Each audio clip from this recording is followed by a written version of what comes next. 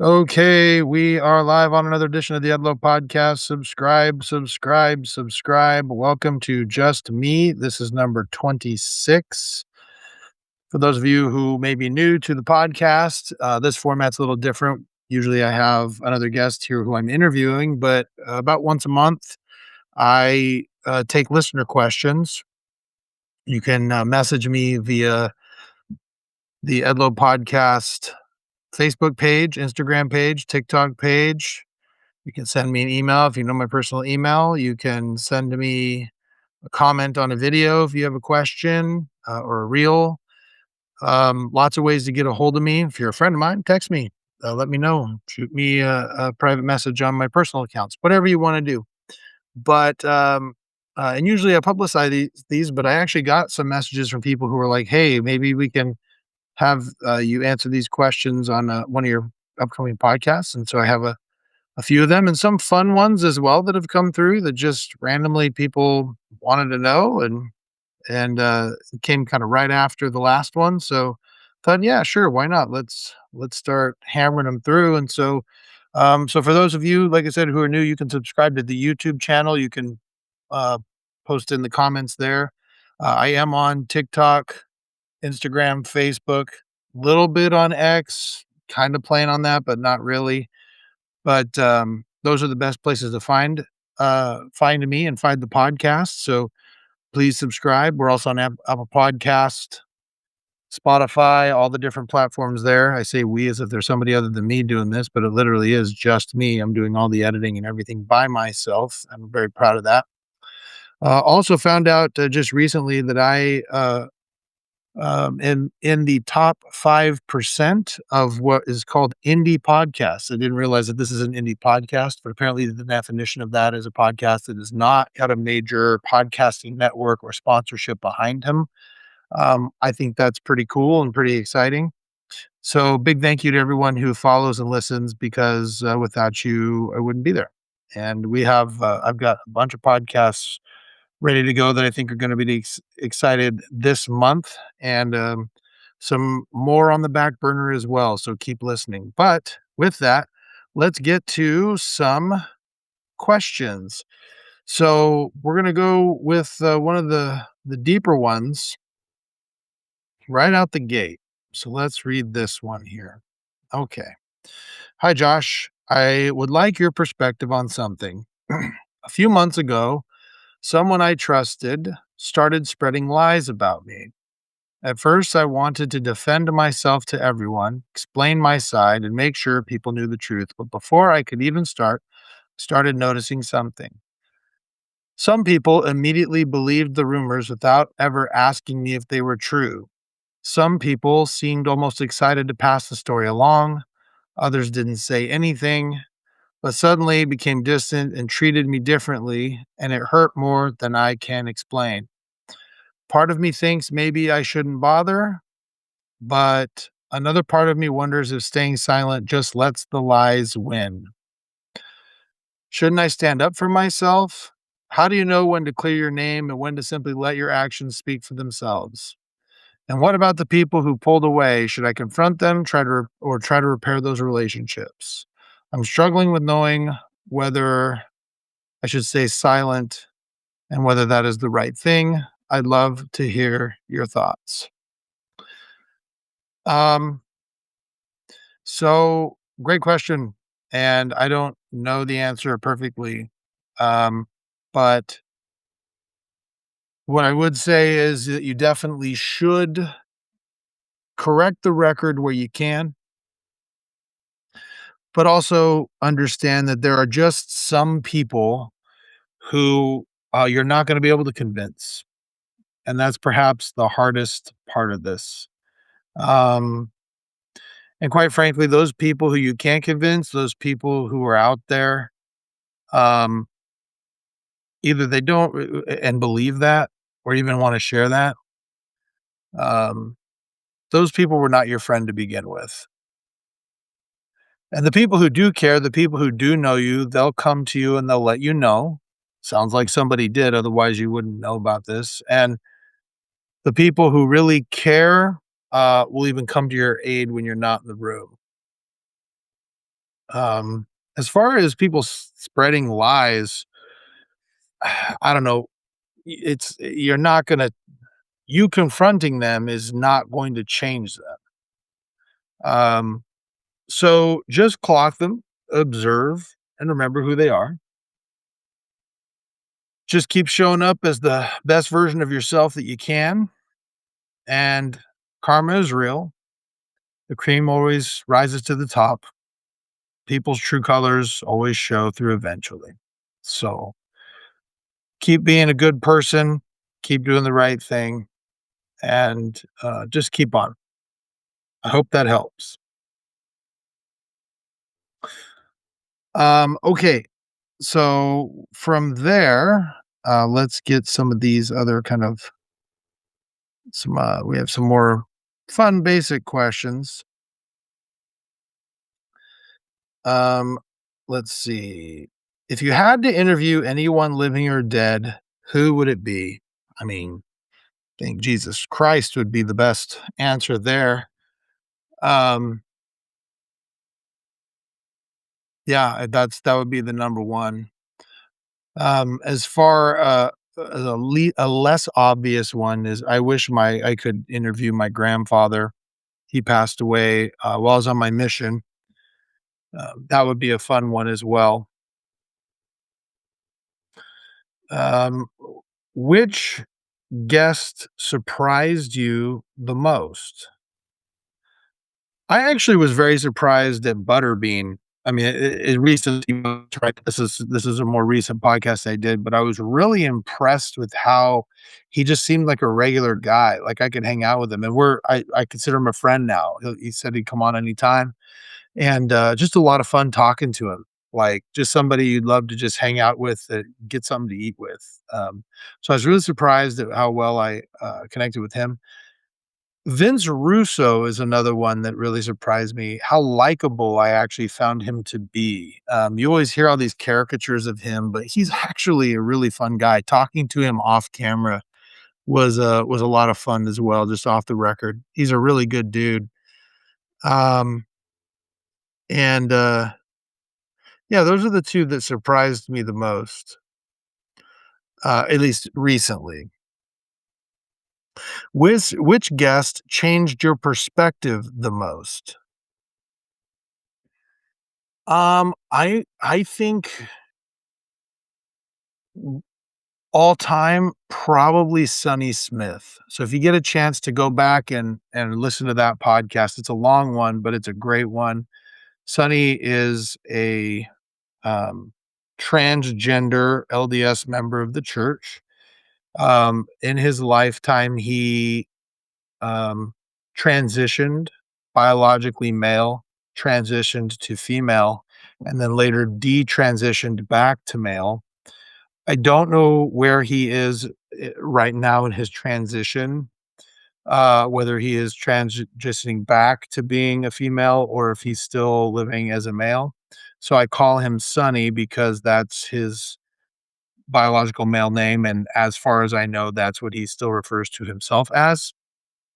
But he he really helped me understand the plight of a transgender person, someone who is dealing with gender dysphoria, and, it made me a lot more empathetic to the community in general, I think, and I very much appreciated that. If you get a chance to go back and listen, he explains what it really feels like, what how difficult it is, and especially as a kid growing up in the '90s and 2000s, what he dealt with and how it affected him the way other people talked about transgender people. So, I thought it was really helpful.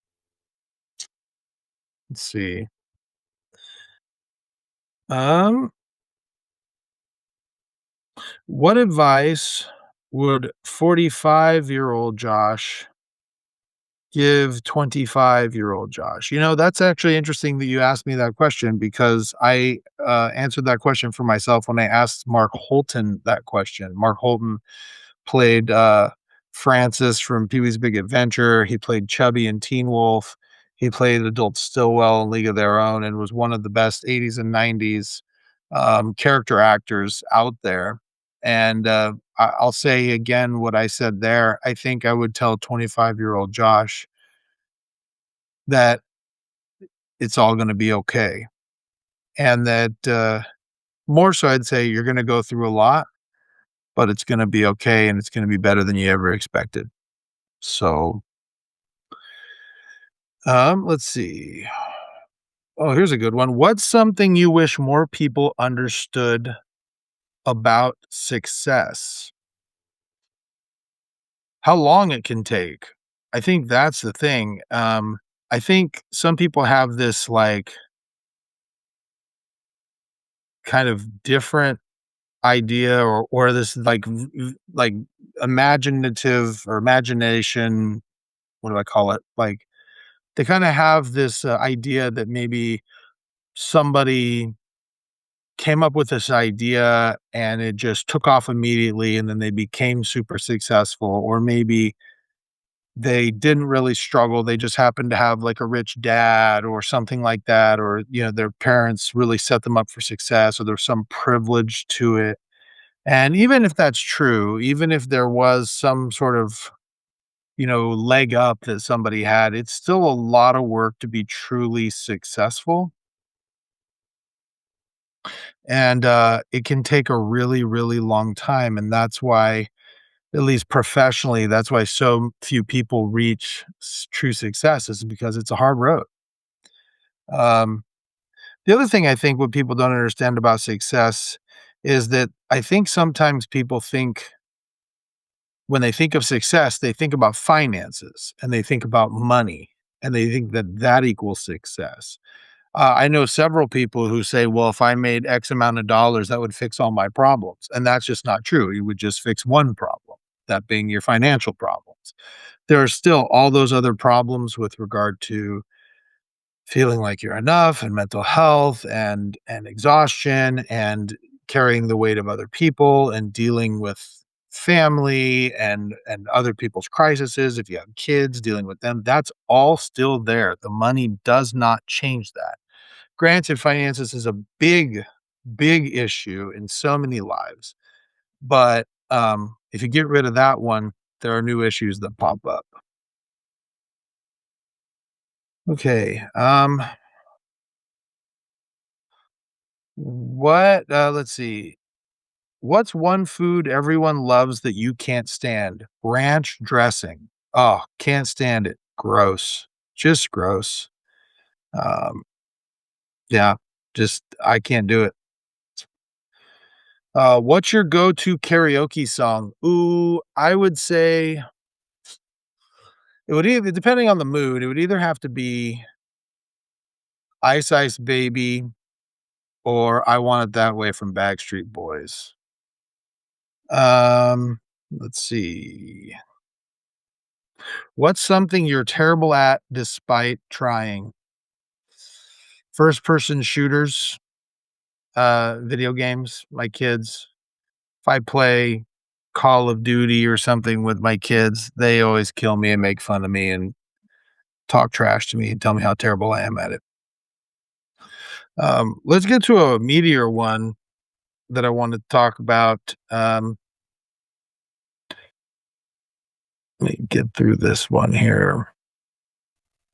So once again, the flat earthers have reared their very small brains head, their very small brained heads, um, and asked some silly questions, or really made more statements than questions, but I wanted to address them.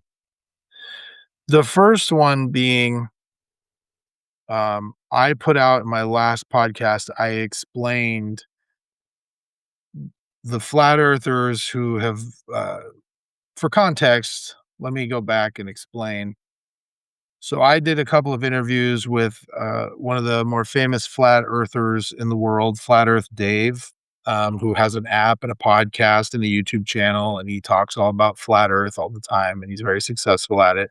And I interviewed him and wanted to ask more about his experience, and I found him to be very engaging and charismatic, but I didn't buy flat Earth, and one of the things that all the flat earthers commented on social media was that they said that there is no evidence at all that that the Earth is a globe, and I explained what evidence is from a lawyerly standpoint, particularly that there's all sorts of different types of evidence. For example, there is testimony from astronauts. Every astronaut that's ever claimed to go up um, go up to space has said that they looked and saw it was a globe. And everybody who's a scientist who's done experiences claim that they have determined that it is a globe. And anybody who has claimed to send a probe to the moon, including Elon Musk, and privately, and Jeff Bezos and all these guys who are getting into space exploration, they've all confirmed it was a globe. And the response I got from multiple people and emails, I'll just summarize it, was something along the lines of, "Well, all of that is just hearsay, and you should know as a lawyer that that's just hearsay, and so that isn't real evidence." So, since I am a lawyer, a trial attorney, and I know the evidence code, let me explain some things. First of all, it's not hearsay. And the reason that is because we're not on a trial. Hearsay is if you're offering an out of court statement in court. Okay. So, me saying that astronauts in the interviews and other things like that, that's an example of evidence. And you saying it's hearsay.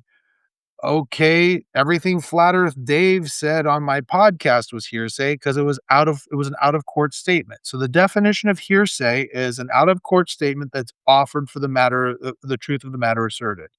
Meaning you have an out of court statement that you're trying to submit into evidence for the truth of what the statement says. Okay, so yes, that's true. Technically, so if I were to go into a courtroom and offer some piece of evidence of a statement made by an astronaut, yes, that would be hearsay. However, if I had the astronaut in court and they testified in court that the Earth is a globe, that is not hearsay. That is an in person statement. That is an in court statement, not hearsay. Also, if I were to take an out of court statement, I could use it if it meets one of the 27 exceptions to hearsay, two of which are a prior consistent statement and a prior inconsistent statement. Those are exceptions to hearsay where you can offer them for the truth of the matter asserted. So, if I had Buzz Aldrin on the stand and I wanted to submit his his out of court statement to evidence as a prior consistent statement, it would be considered an exception to hearsay, and I could do so. Now, to all you people who say it's hearsay, let me just say, Mr. Flat Earther, you may think that you know science better than every scientist in the world, but I assure you, you do not know evidence better than me. Not hearsay. Now, here's the second one I keep hearing. I had argued back and forth on Facebook, I believe it was, with some flat earthers about um, NASA, quote unquote, faking pictures of a globe Earth, and that all these pictures are fake. And I responded by saying, okay, well, I don't believe they're fake, but even if they are fake, that doesn't get you to the conclusion that the earth is flat. It just means that you've proven that NASA is faking photos of the globe Earth. And multiple people sent me emails saying that that was a contradiction. So let me just make sure I clear that up. Um, I was not giving you a me saying that is not a contradiction. Me saying that is what I was called a hypothetical concession. It's arguing an alternative. So the structure of a hypothetical concession is I don't believe A is true, but even if A were true, my conclusion would still be B. So, for example, a contradiction would be me saying NASA faking photos means that the earth is flat. And then me saying NASA faking photos of Earth means that the Earth is not flat. That is a contradiction. They directly contradict each other. Me saying, I don't believe that NASA is faking pictures of the globe, but even if they were, I still don't believe that means the Earth is flat. It just means that NASA is faking photos of the globe. That is not a contradiction. It just means I don't accept your premise. However, even if I granted it for the sake of this argument, your conclusion still does not follow. It's a form of logic. I know that's hard for you guys, but it's a form of logic. There's no contradiction. And that's all I'm going to say to the flat earthers today. I know that disappoints you. And it disappoints me because you guys are just so engaging, quite frankly. I really appreciate it. Anyway, um, okay. Here's some interesting questions about wrestling. What's the biggest misconception about professional wrestling? I would say the biggest misconception about professional wrestling is that it's fake. What do I mean by that? Uh, Wrestling is a stage show for sure. It is like a live action superhero uh, theater in the round production. But claiming it's fake means that the pain and the injuries and the fight is not real. And that's just not accurate. Um, it is definitely staged, but I can tell you that as somebody who has participated it in every aspect of life or every aspect of the wrestling business, it's far from fake. It is very painful. I've had very serious injuries from it. And so, yeah, I'd say that's the biggest misconception. Uh, let's see. If you could manage any wrestler from any era, who would it be? Man, well, typically the best managers would manage heels. I mean, that's a great question. I think it would have been cool to manage either Andre the Giant or The Undertaker just to learn from them as a big guy. I think that'd have been pretty cool. I also think it would have been cool to be a manager for Hollywood Hogan, when he was a bad guy as well. That would have been a lot of fun, even just to be able to learn the wrestling business from some of the best. If Hollywood made a movie about your wrestling career, who plays you? I mean, Ben Affleck, obviously, that's what everybody says that we look similar. I don't see it, but I've heard that numerous times. Oh, this is a good one. Which of your children is most like you? I it would probably they all have little pieces of me, even though they don't want to admit it. But I think probably Lincoln. He just, yeah, probably the youngest. He's a funny kid though. I like hanging out with him. Um, okay, let's see.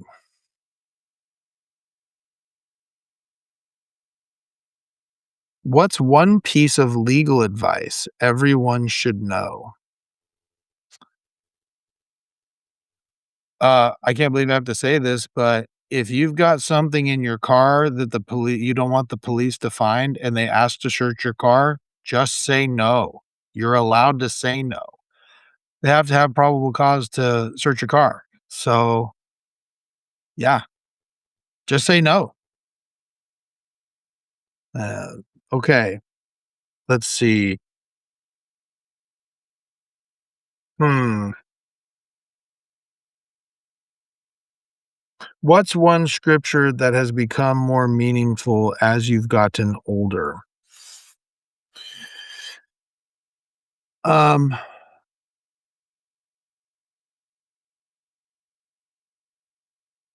I think I'm going to start. The first one that comes to mind is a scripture in the Doctrine and Covenants. It's section 122. So, for those of you who don't know, Doctrine and Covenants is a book of scripture that comes, it's part of the standard works of the Church of Jesus Christ of Latter day Saints. And it is a book full of revelations given to prophets of the modern day, particularly mostly Joseph Smith. And this one in the Doctrine and Covenants section 122 is a revelation he received while he was in Liberty Jail. To paint a picture of Liberty Jail was a stone jail, I believe in Ohio, and um, the it was considered escape proof. There was only one door in and out. Prisoners were lowered into the basement dungeon through a trap door, and uh, the room, floor to ceiling, was 6 foot tall. Joseph Smith stood at 6'2", meaning every time he stood, he had to crouch. Uh, it was cold in the winters. Food was scarce and sparse and often moldy. And it's been recorded that during the months he was there, he was poisoned at least 4 times. And while he's there, he's been there about 4 months. He calls out to God and he says, "Oh God, where art thou? Um, where's the pavilion that covers your hiding place? And how long will your hand be stayed?" And God says to him, and hopefully I get it right. It says, "If you're thrown into the pit or into the hands of murderers, and the sentence of death is passed upon you. If the billowing surge conspire against you, if the heavens gather blackness, and all the elements combine to hedge up the way, and above all, if the very jaws of hell should gape open the mouth wide after you, know thou, my son, that all these things will be for thy experience and shall be for thy good." And it's become more meaningful to me because as I've gotten older, I have learned that trials in life are not just a tangential part of the plan of salvation. It's actually God's plan is it's required in God's plan that we go through trials. We go through them so we learn. For some reason, trials are the place where we're going to learn the most and where we're going to grow the most. At least that's the way my life has gone. So, as I've grown older and life gets more complicated and kids grow older and they become more complicated and um, uh, I've come to realize that all of these things are not necessarily burdens, but they're lessons that I need to learn. Okay. Um, Here's some other fun ones. What is the most underrated Sacramento restaurant? Ooh, most underrated. I'm just gonna throw this out there, and I'm gonna say Mark and Monica's Pizza in Carmichael. I gotta tell you, it's freaking amazing. If you've never been, you gotta try it. Just a mom and pop hole in the wall spot. I'd say it's like Mountain Mike's, only a little bit better. Their crust is always really good. It's also very hearty. Like when it comes to pizza, I can eat a ton of pizza. If I get a Papa John's pizza, I could probably down a large myself. But Mark and Monica's, I mean, it's hearty. It fills you up. Um, so I would definitely, if you've never checked it out, I would recommend it. Another good one I think is good. That's I don't know if I'd say it's underrated, but a good one is bacon and butter. That's a good breakfast spot. Um, yeah, I like that as well. Um, okay, if someone had 24 hours in Sacramento, where are you taking them? Well, I mean, if it's basketball season, I'd take them to a Kings game.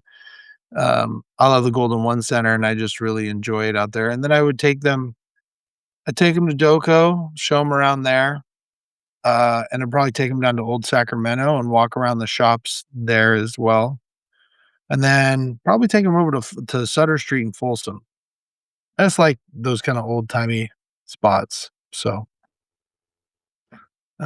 okay, let's see.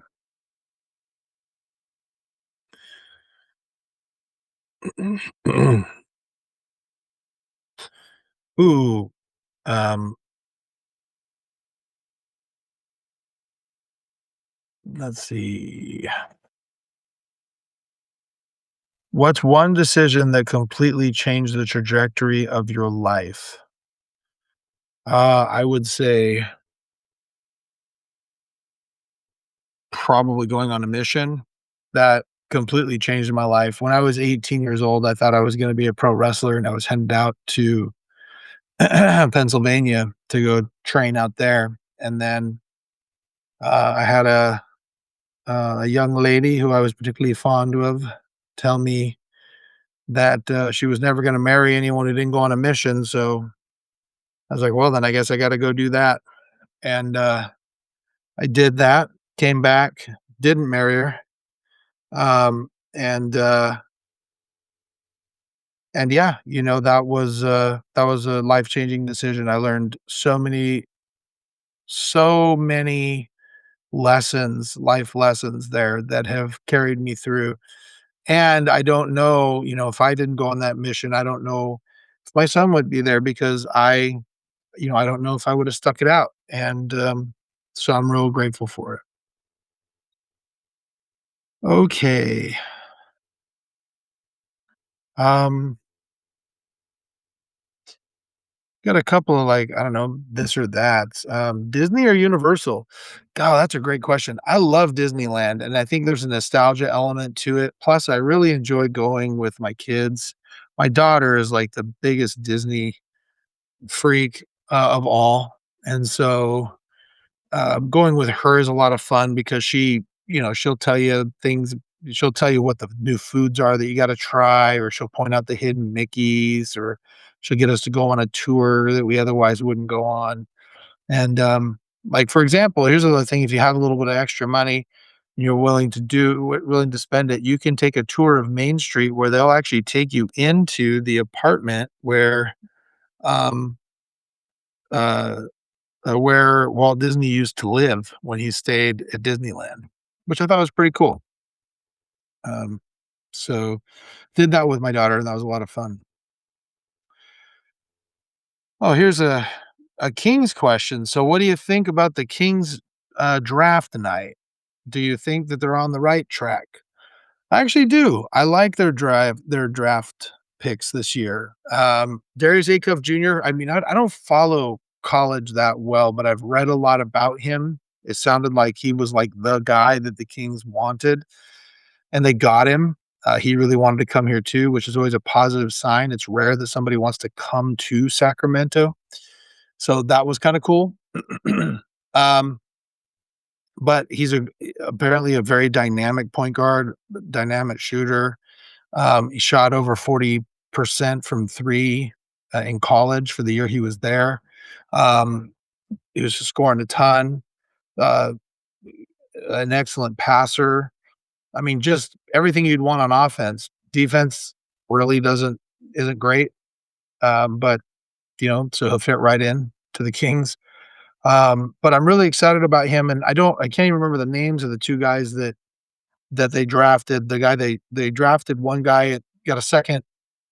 They got him at the late first round. They traded their second round draft pick for and a later second round draft pick for to move up into the first round to get one guy, and they got a third pick. And everybody says that both of them are great. And so I was really happy with the three rookies they had last year and their progress.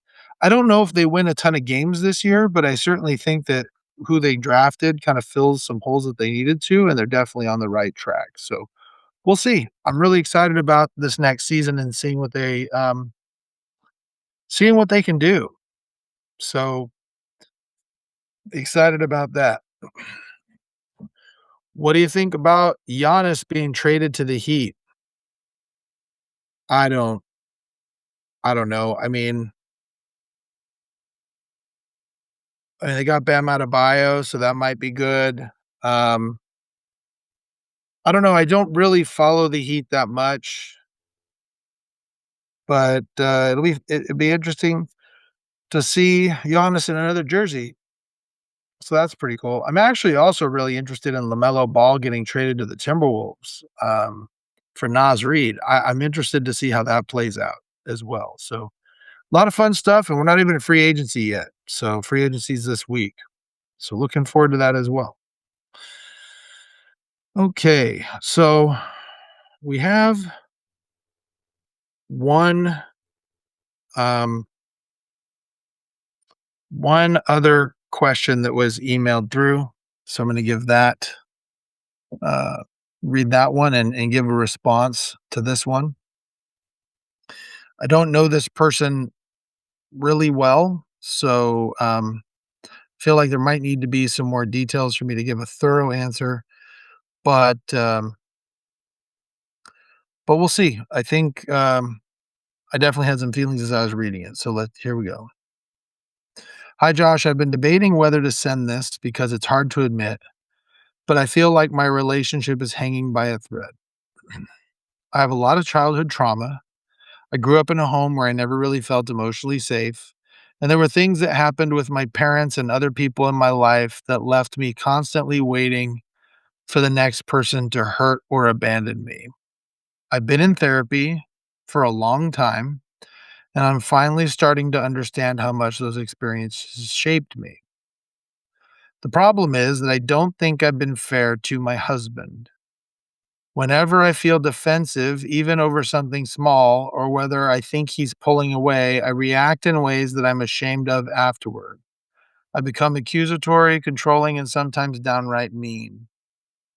There have been moments where I've yelled, said incredibly hurtful things, or emotionally lashed out. Looking back, I would even describe some of my behavior as abusive. In those moments, it doesn't feel like I'm making a choice. It feels like my brain is trying to survive something that isn't actually happening. I know that's not an excuse, but it's the only way I know how to explain it. The problem is that my husband says he's exhausted. He tells me he can't keep paying the price for things he didn't do. He's told me he's starting to wonder if he can stay in the marriage because every disagreement turns into something so much bigger. I don't think he understands what's happening inside of me, and that's frustrating. I wish he could see that these reactions are trauma responses. I know I've hurt him, but I also feel like I'm drowning in wounds I didn't create. How do I help someone have empathy for the fact that I'm carrying so much trauma? Is there a way to help him understand what trauma does to a person while also taking responsibility? Or am I asking for something that's unfair? Okay, so I feel like there's more. Wish I had a little more detailed information, but I'm going to try to answer this the way that I can. And then I feel free to reach out to me if you feel like I missed something and I can address it later, or we can talk about it privately. Um, So I'll start by saying this. I want to give kudos where it's due. You recognize your pattern. You recognize that you are, in this case, you are the problem. Like your reaction is the problem. Um, and that's a big part of the battle. So you're light years ahead of a lot of people when you're willing to at least acknowledge your part in the problem. But I got to tell you, if you're looking for empathy from me in this topic, I'm afraid I might not really be your guy. Um, I actually have a lot more empathy for your husband, and maybe that's just because of my own experiences in life. I don't know, but I am concerned that I heard a lot more about how much you want empathy from him and not a ton about giving empathy to him. So, couple things that caught my eye was you said, I feel like I'm drowning in wounds I didn't create. Remember, neither did he. I feel for you, but and I think that, it's important to say that, you had trauma when you were a child. It doesn't sound like your husband had anything to do with that. And it's not really his responsibility to be putting up with abusive behavior, period, especially if it's something he didn't create himself. But at the same time, even if he did, abusive behavior not okay.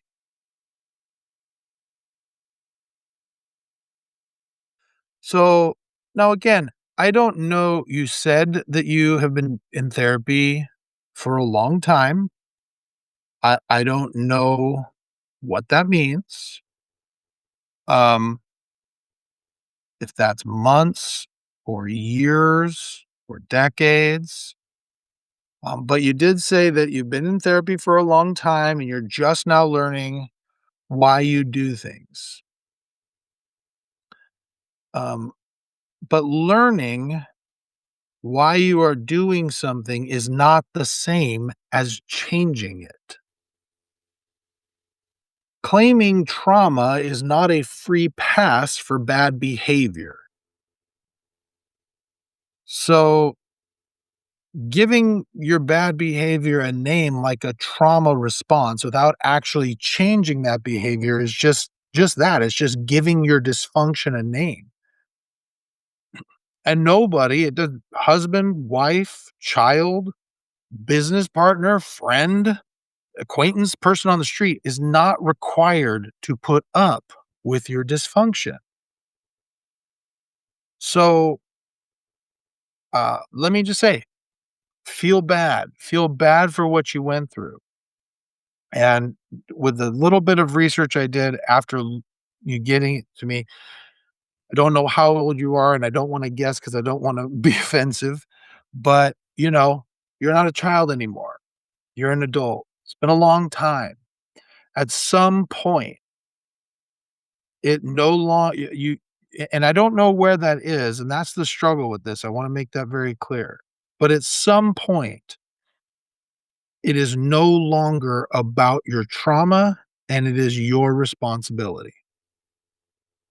And so maybe, and it sounds like from what you said, it sounds like your husband has been putting up with these bad behaviors for a long time.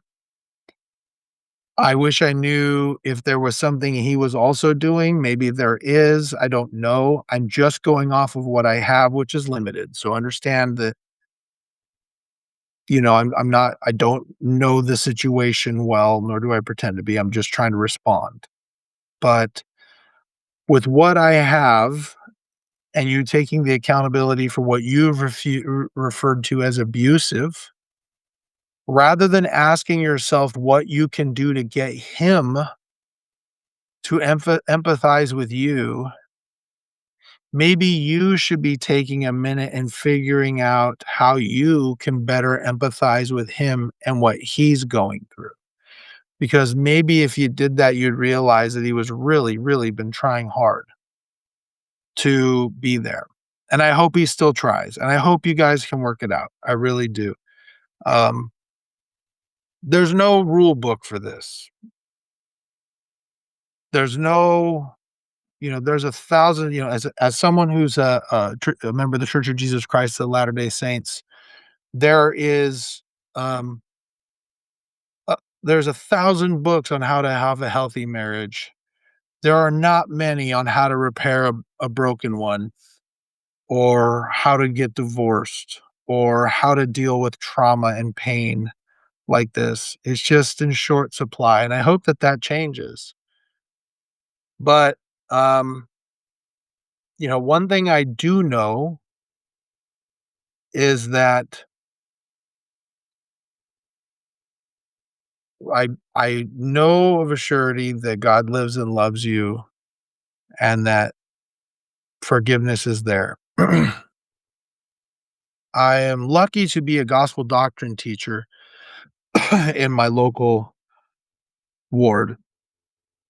And a week ago, we had a lesson on David and Goliath. And as I was studying the lesson and getting ready for it, one of the things that I found really fascinating was I call them characters, but they're not characters. They were real human, they were real people. But the characters in the story, David, Goliath, and King Saul being the most prevalent, was very fascinating how their perspectives changed their realities. Goliath was a 9-foot plus Philistine and was the greatest warrior that they had, and it was undefeated. He viewed himself as unbeatable and challenged any of the children of Israel, any of the armies, to send someone in there to fight him, and said if they killed him, that the Philistines would become their slaves. And if he won, then the children of Israel had to become their slaves. So his perspective was, I'm unbeatable and I'm going to win. And King Saul looked at David when he said, I'll fight him, and said, but you're young, you have no armor, you have no experience. He only saw the limitations. And then you have David. And what does he say? Who is this uncircumcised Philistine who thinks that he is stronger than the God of Israel? And David, this inexperienced, unarmed little guy, beat the greatest warrior of the Philistines, Goliath. I was talking to my son a couple weeks ago on a mission, and we were talking about perspective. And I told him, I said, listen, I've never had a time in my life ever where everything was going perfectly. And I've never had a time where everything in my life was going bad. There's always something in between. And if all you do is focus on the bad, you're going to have a bad life. You're going to view this world as very bad. But if you count your blessings and have faith and believe that you can find God, you will. If you believe you will be delivered, you will. So I encourage everyone here, when you have a Goliath in your life, to ask yourself, who is this Goliath who thinks he is stronger than God? I hope you had a great week. I know I did. For those of you who haven't yet, please subscribe to the podcast. I've got a whole bunch of them in the can that I'm really excited to release. Having to hold myself back from releasing a bunch because I'm just so excited about them. And I got a few more that I think are going to be fire that are coming out as well. Um, Follow us on social media. Appreciate everything you've done. Thank you for being on this journey with me. This is so cool that I get to do this. Um, what a wonderful life I get to live. It isn't all perfect. It's far from it, but I am very grateful for every moment, good and bad. Till next time, see you later.